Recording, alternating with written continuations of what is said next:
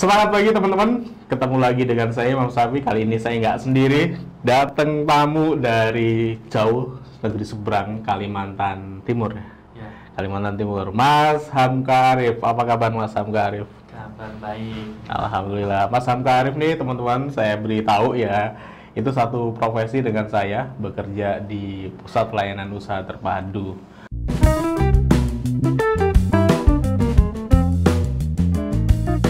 Nah, Mas Hamka Arif, gimana UKM Kalimantan Timur? Nah, kalau apanya gimana nih? Kalau dari segi jumlah Nah, apa dari kondisi saat Kondisi pandemi ini? lah, yang jumlah buat apa ya? Kondisinya lah. Ke pandemi ini gimana teman-teman Kalimantan Timur?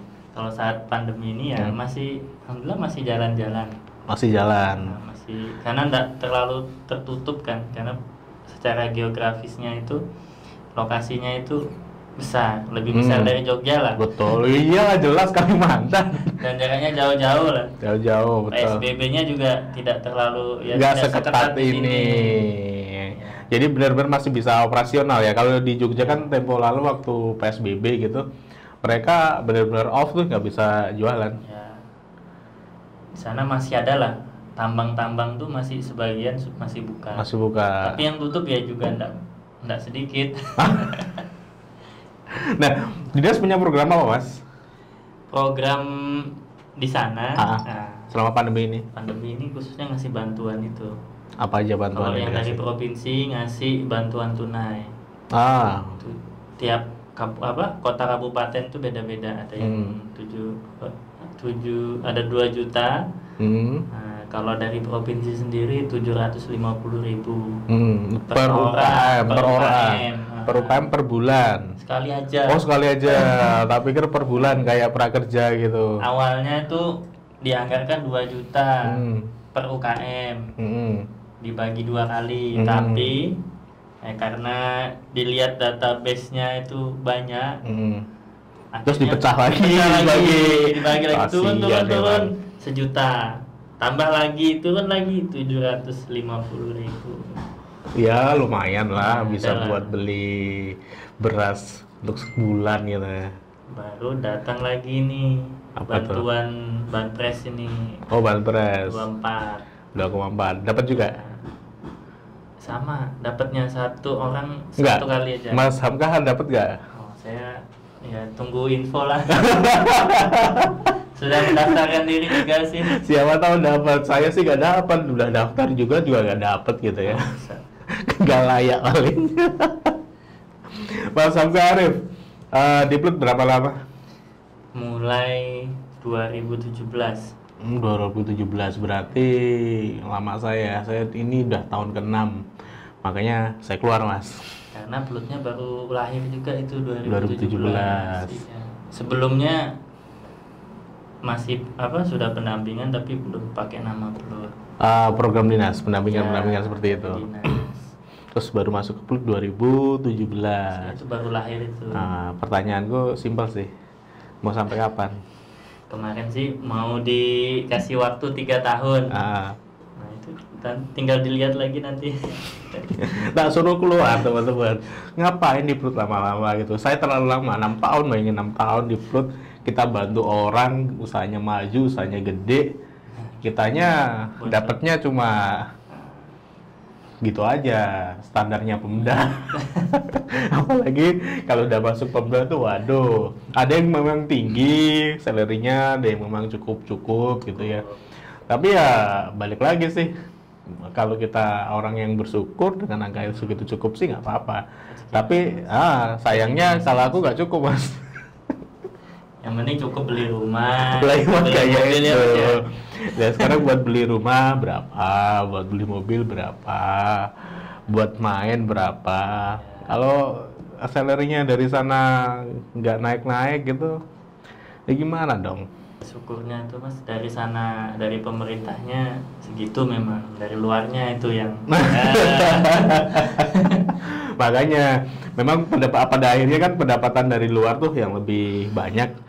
Nah, kalau saya sendiri memutuskan untuk keluar tuh ya prinsipnya saya bekerja juga di sana, pendapatan saya dari luar juga lumayan. Nah, Kalau misalnya saya bisa 100% di luar, masa iya nggak bisa berkali lipat lagi ya gitu. Makanya saya memutuskan untuk off. Dan di sisi lain sebetulnya kenapa saya off ini, kok jadi aku yang banyak cerita, tamunya dia gitu. Apa? Nggak apa-apa. Kan saya belajar nih jauh-jauh dari Kalimantan. Besok pulang ke rumah langsung resign kayak. Tinggal gimana nih bisa nih menggoda-goda. Bisa. Lah, mau ngapain gitu kan? Nggak, aku butuh ruang sih yang pasti. Aku butuh ruang yang lebih gede, yang lebih bisa untuk berkreativitas ataupun gagasan dikeluarin ya. Dan ruangnya itu aku merasa ya nggak bisa di sana dan harus ku buat sendiri. Dan aku punya target yang lebih gede daripada itu. Si ini studio kecil ini yang Mas Hamka kunjungi ini 1-2 tahun lagi paling tidak ya sekelas Narasi TV lah. Jadi ya Om Deddy lah. sekelas Om Deddy lah gitu. 1-2 tahun ke depan ya. Memang mimpiku ke sana gitu loh. Dan Satwa Asa untuk Indonesia sesuai namanya ya, visiku memang pengen hadir bagi masyarakat Indonesia, tetapi dengan pola-pola, dengan cara-cara apa yang bisa kami kerjain hari ini. Nah, itu yang jadi landasanku pada akhirnya ya harus bertanggung jawab dengan apa yang sudah kumulai, makanya off. Kalau soal rezeki sih sebetulnya jujur aja tahun ini gaji bulanan tuh nggak pernah saya ambil. Gitu. Jadi nggak digaji pun nggak apa-apa sebetulnya dari pemerintah ini. Cuma secara prinsip karena kita bisa hidup dengan cara yang lain. Ya, betul. Itu sih. Jadi kapan mau keluar? Nanti lah lihat kondisi. Lihat kondisi. Gitu. Apa sih yang menarik dari Kalimantan Timur ini? Soal UKM. Kalau UKM apa ya? Apa yang menarik ya? Ya aku nggak tahu, makanya aku tanya. Apa yang menarik ya? Yang menarik tuh kalau jadi UKM, terus usahanya pas, dekat sama dinas. Nah, itu alamat sudah diajak terus gitu ya. Biasanya gitu. Ya nggak di sini nggak di sana. Nah, sama ya. Sama aja. Tapi kalau menurutku ini aku malah sanksi nih sama teman-teman pelaku usaha yang terlalu rutin ngikutin program instansi. Sanksinya gimana? Pembelajaranku gitu selama 6 tahun berkecimpung di dunia UKM ini nggak banyak Mas yang mereka mampu scale up bisnisnya, itu nggak banyak. Bisa dihitung lah berapa gelintir orang gitu loh, dari misalnya 1.000 atau 2.000 orang tuh berapa gelintir yang benar-benar dia go jadi bisnisnya gede, scale up lebih gede, dan pada akhirnya dia nggak nginduk lagi, nggak nyusul lagi ke pemerintah. Nggak banyak Mas, karena aku merasa juga, atau mungkin nih program-program pemerintah ini selama ini terlalu banyak menina-bobokkan, terlalu banyak kasih fasilitas yang pada akhirnya membuat UKM-UKM kita ini terlalu nyaman. Itu kalau aku ya ngelihatnya seperti itu. Malah justru aku ngelihat beberapa teman-teman yang bener malah dia nggak ikut program itu malah bisa lari lebih kencang. Aku takutnya program-program yang selama kita bikin kayak gitu ya, pemerintah kasih itu malah justru membuat menyumbang sebagian dari mental mereka.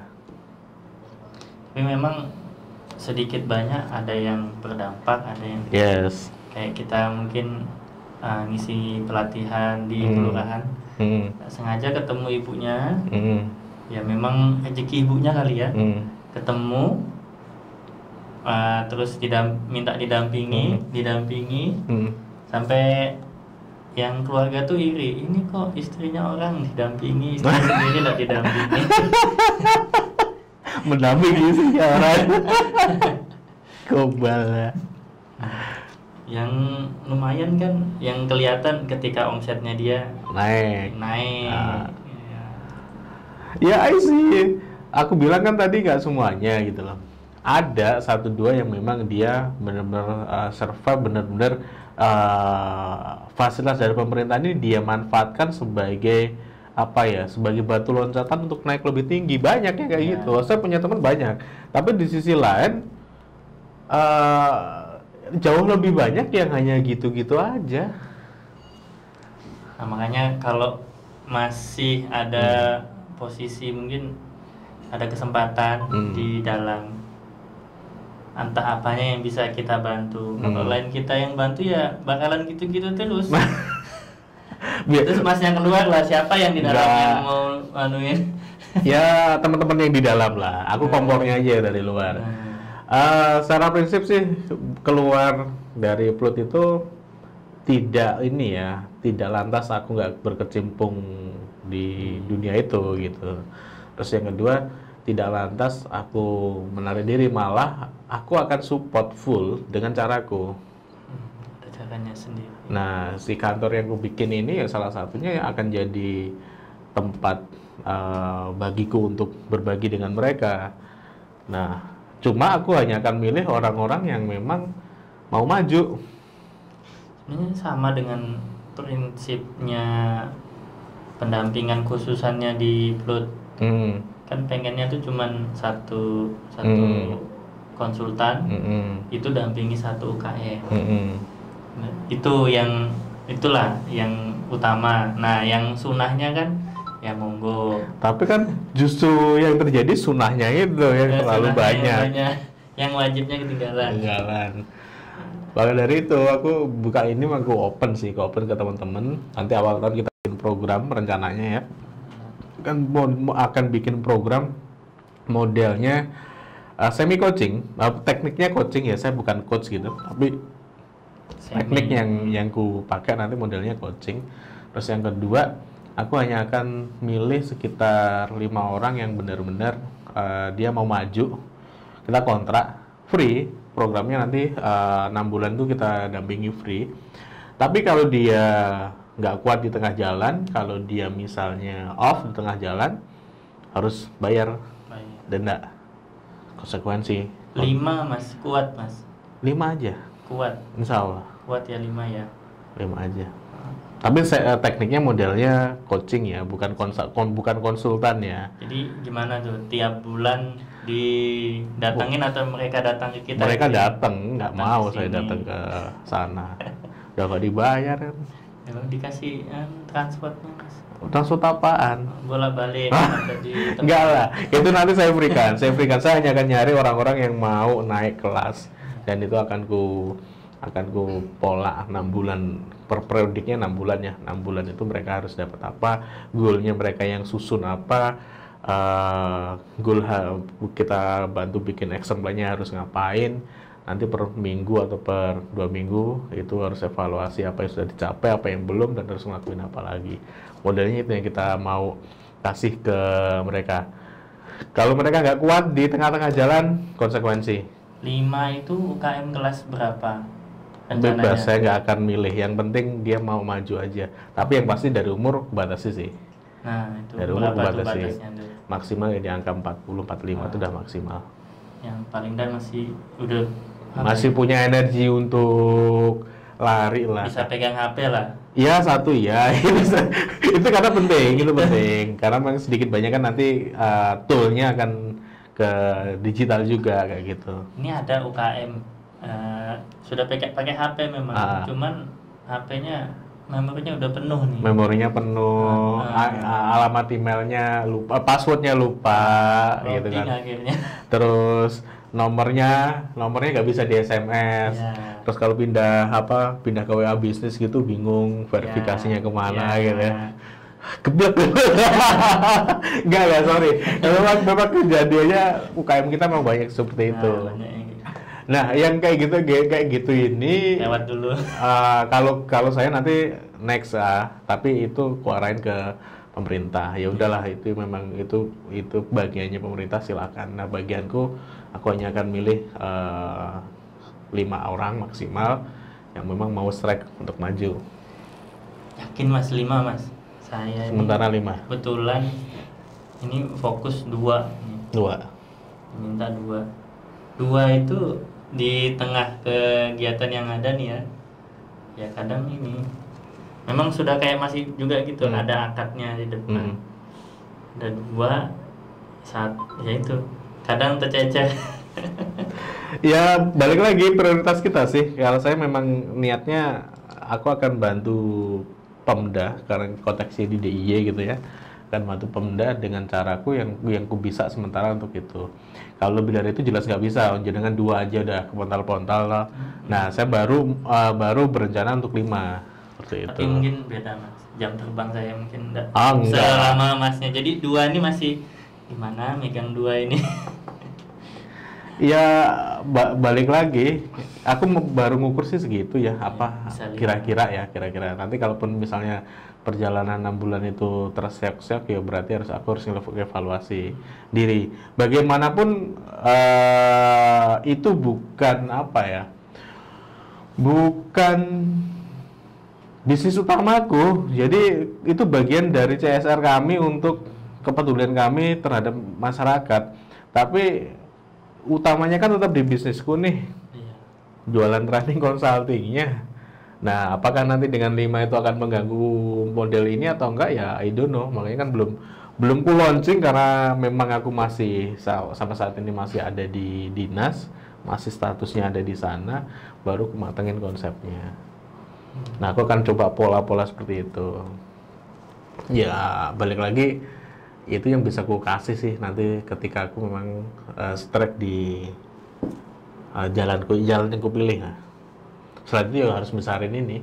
Makanya aku bilang tadi 1-2 tahun lagi gitu sekelasnya narasi atau Deddy Corbuzier itu mas. Rencana pulang kapan? Pulang besok ini mas. Besok dapat apa ke Jogja? Ini mesti cari ilmu ini. Salah satunya ketemu bapak satu ini. Enggak lah, kemarin kan ketemu Mas Wahyu, ketemu siapa lagi? Mas Wira ketemu gak? Ketemu sebentar aja, habis itu Mas Wira pergi. Ya gitu, kita memang di kantor itu aku, Wira, Wahyu itu kan memang punya bisnis sendiri ya, punya aktivitas. Kalau Mbak Rosa sama yang perempuan ini belum sepadat kami di luar. Ya seperti itu, makanya kalau kadang ada tamu tuh kadang kita malah nggak bisa nemuin. Iya. Padahal judulnya itu katanya kalau di WA bisa datang. Oh iya, loh kalau janjian gitu bisa. Kayak besok gitu hari Senin udah janjian aku sama UKM. Jadi kalau mau konsultasi, jadi janjian dulu 1-2 hari kapan bisanya baru ketemu, modelnya gitu. Atau kalau misalnya nggak PT-nya nggak bisa ketemu, ya datang ke sini. Kayak Gitu. ini nih mas ya. Iya, jadi secara prinsip kan consulting itu nggak harus di sana. Nah kalau untuk consulting online sudah pernah juga mas? Oh, bikin dong, bertarif kami malah. Nih. Tapi lewat ini ya, lewat Satu Asa ini. Tarifnya itu kalau konsultasi di Satu Asa itu di angka, sebentar aku tunjukin, 62.000. Nih. Satu sesi konsultasi lewat WA. Jadi teman-teman yang nonton gitu kalau mau konsultasi itu nanti dijawab sama admin kami. Yang tarifnya di kami 62.000 per satu permasalahan atau satu persoalan. Kayak gitu. Benernya gini, kita per hari tuh bisa nangani 5-10 orang. Langsung dijawab sendiri? Ya, ada kalanya Mas Firman, ada kalanya saya. Boleh itu nanti tak tanya juga ya. Itu nomornya yang mana itu yang bisa dihubungi? Oh, nomor admin. Nomor admin, bukan nomorku. Kalau ke nomorku nanti free semua. Soalnya aku udah paham itu yang megang aku, terus aku narik kan gak enak. Kalau nomor admin ini, kadang Mas Firman yang buka, kadang aku, kadang istri yang buka, modelnya gitu. Jadi ada namanya di situ, ada nama virtualnya si admin ini. Ngomong-ngomong virtual admin itu, yang kalau di Kalimantan kan, untuk BPUM tuh mesti daftar. Ah, Daftar pakai syarat. apa syaratnya itu? Syaratnya ada surat pernyataan. Emang ada itu? Nggak ada. BPUM itu cukup nomor KTP sama nomor UMK. Udah gitu pakai aja. UMK ya? UMK. Kalau di Kalimantan terakhir UMK itu awal-awal kan nggak ada. Kalau di Samarinda tambah nggak pakai UMK. Malah nggak pakai. Nggak pakai, jadi cukup surat pernyataan materai, fotokopi KTP, sama kartu keluarga. Itu. Kalau awal-awal ini cukup KTP. Awal-awal cukup KTP, terus periode agak akhir-akhir kemarin pakainya tambah UMK. Tapi kalaupun nggak punya UMK juga nggak apa-apa. Jadi KTP aja. KTP aja. Secara prinsip kan pemerintah hanya menyeleksi nih, ngelihat data mereka ini punya hutang nggak, punya kur nggak, terus di rekening duitnya berapa. Realitanya kayak gitu mas. Enggak, ada beberapa yang memang duitnya banyak juga di rekening tetap dapat. Tapi yang hutang ini kalau nggak salah masih jadi prioritas. Aku nggak dapat karena hutangku banyak. Itu ada cerita juga itu mas. Ada hutang, ada hutang. Masih dapat. Masih dapat. Apa hutangnya kur bukan? Bukan masih bisa dapat karena yang jadi prioritas yang kur. Yang program pemerintah yang sudah dapat relaksasi juga. Ceritanya macam-macam sih mas. Beda-beda. Ada yang dapat, ada yang enggak. Nah itu masih kita pertanyakan juga ke bank penyalur ini kok enggak bisa dapat ini. Tapi kalau aku gini sih, itu untung-untungan lah BPUM itu. Untung-untungan, ya bonus aja kalaupun dapat, kalaupun enggak juga nggak apa-apa. Terus yang kedua, ya. Nah bonus ya diurus gitu. Enggak. 2,5 itu dapat beras berapa hari? Lumayan mas, bisa beli 100 karung. 100 karung berapa kilo? Ngawur. Enggak lah. Enggak, maksudku aku ini ke teman-teman kamu selalu bilang bahwasanya hilangin lah mental minta itu. Jadi kalau ada ya silahkan, kalau dapat ya syukuri, kalau enggak jangan berharap. Jadilah pengusaha yang memang struggle. Bila perlu kita yang ngasih. Bila perlu kita yang support pemerintah. Kalau kita hanya minta-minta ke pemerintah, ngejep ke minta bantuan dan sebagainya, udah mental kalau saya mas. Ya betul itu. Nggak bakal maju, menurut saya bu. Kalaupun maju, tidak akan segede yang lainnya. Kalau di Jogja ini, kalau mau daftar BPUM tuh kemana? Bisa datang ke dinas kabupaten kota. Terus? Isi form aja di sana. Isi form. Sekarang formnya juga online juga. Ada online, kalau nggak bisa online, datang nanti dilayani, dibantu ngisi. Modelnya gitu. Kalau di sana, ini kan ada kabupaten, ada provinsi. Yang di provinsi ini untuk saat ini disuruh online, isi data online. Nanti dikasih email, isinya nomor pendaftaran. Nah itu nanti sama surat pernyataan ada nomornya, nomor pendaftaran itu. Nah itu habis itu dikumpul, ada materinya, udah itu doang. Beda-beda ya, karena memang beda-beda. tugasnya pemerintah daerah ini kan memang mengkolektif data sih. Ya. Habis dikolektif dikirim ke pusat, seleksinya kan juga di pusat. Tapi anyway, udahlah BPUM kalau memang dapat disyukuri, kalaupun nggak dapat ya jangan disesali gitu. Dikejar. Nggak penting juga gitu. Ya menurutku enggak lah, pengusaha UKM harusnya udah lebih dari itu mindsetnya loh ya, lebih dari itu. Kalau ngomong pandemi susah ya sama, saya juga dapat susahnya gitu. Cuma di tengah-tengah susah itu masih ada celah kok yang bisa kita optimalkan dan bisa kita membesarkan diri kita. Malah justru pandemi ini saya itu justru berlipat-lipat ini mas, tumbuhnya mas, growth-nya berkali lipat di pandemi ini. Dapat momentum kami.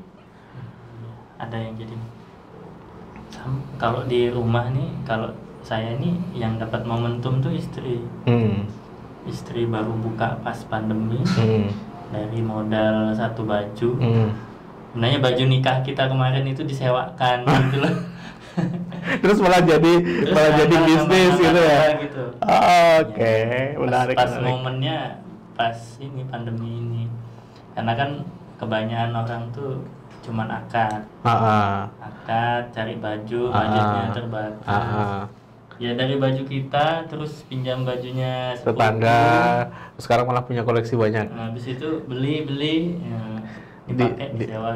Nah itu jadi momen juga penyewaan ini gaun sekarang. Iya, buat akad.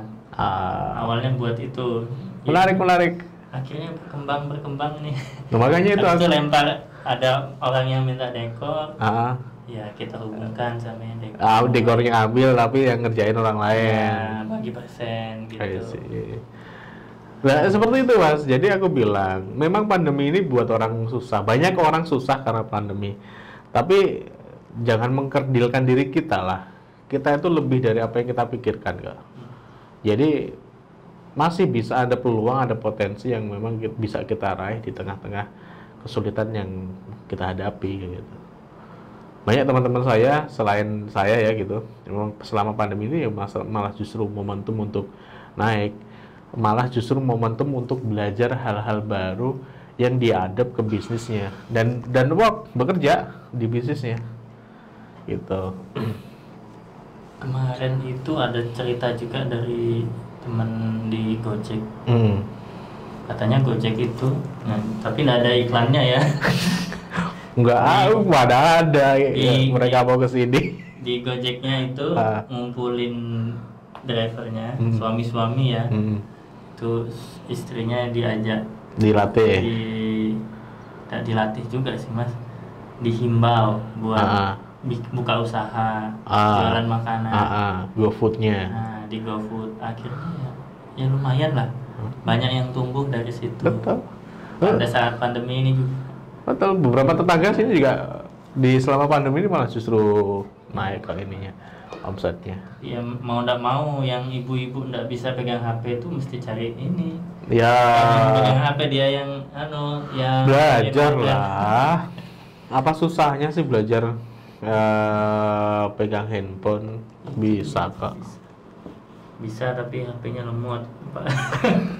Ya lemot, nomornya nggak ada, emailnya apa lupa password, udah komplit. Ngomongin UKM tuh komplit masalahnya. Oke, Mas Hamzah Ali. Oh ya, Hamzah Ali. Boleh. Lupa aku namanya. Jarang ketemu soalnya. Apa nih yang mau disampaikan ke teman-teman penonton Satu Asa untuk Indonesia? Akhir sebelum pulang. Melihat kesempatan di antara kesempitan. Ya. Dan kalau ada sumur di ladang, kita jumpa lagi. Mas pamitan temenan. Tapi secara prinsip aku mau bilang gini aja sih ke teman-teman. Pandemi memang buat kita susah gitu. Tapi jangan kalah dengan kesusahan kita. Di tengah-tengah itu masih banyak hal yang bisa kita kerjain, masih banyak hal yang bisa kita lakukan untuk terus survive lagi gitu. Apalagi sekarang udah mulai, ya sedikit banyak sudah mulai membaik lah, walaupun belum senormal sebelum pandemi ya. Tapi paling tidak sudah ada celah yang bisa kita optimalkan. So, manfaatkan peluang itu, raih kesempatan itu. Kalau memang kita bisa mengoptimalkannya, insya Allah hasilnya juga ada. Oke, teman-teman, kita jumpa lagi di sesi yang lain. Tentu saja saya akan datengin tamu-tamu yang lain. Kalau tadi ini beliau nih niat datang ke sini, mau belajar, katanya belajar apaan gitu. Tapi next video saya akan undang tamu-tamu yang lain yang tentu saja bisa memberikan inspirasi dan bisa berbagi cerita yang juga tentunya sangat menarik. Kita ketemu lagi di video berikutnya. Bye-bye.